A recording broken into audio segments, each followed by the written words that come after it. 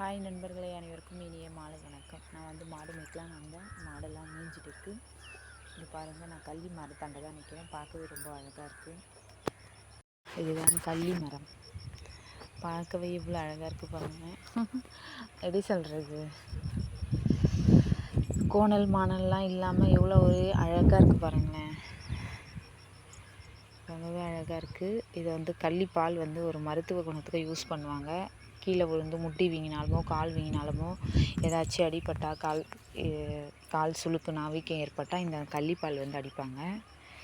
பாருங்கள், இதில் வந்து நாங்களாம் சின்ன வயசில் வந்து பேர் எழுதுவோம், இனிஷியல் போட்டு வைப்போம். பால் வரும் அப்படி. இதில் பார்க்கவே ரொம்ப அழகாக இருக்குது பாருங்கள். இங்கே நிறைய இருக்குது. யாரோ வெட்டின்னு போயிருக்காங்க. இது பாருங்கள், பால்லாம் வந்துருக்கு. கள்ளி மரம் தான் ஃபுல்லாகவே. பார்க்கவே ரொம்ப அழகாக இருக்குது பாருங்கள். செம்மையாக இருக்குது. உங்களுக்கு யாருக்கெல்லாம் இந்த கள்ளி செடியில் பேர் எழுதுன ஞாபகம் இருக்கோ அவங்களாம் மறக்காமல் கமெண்ட் பாக்ஸில் கமெண்ட் பண்ணுங்கள். ஓகே நண்பர்களே, பாய்.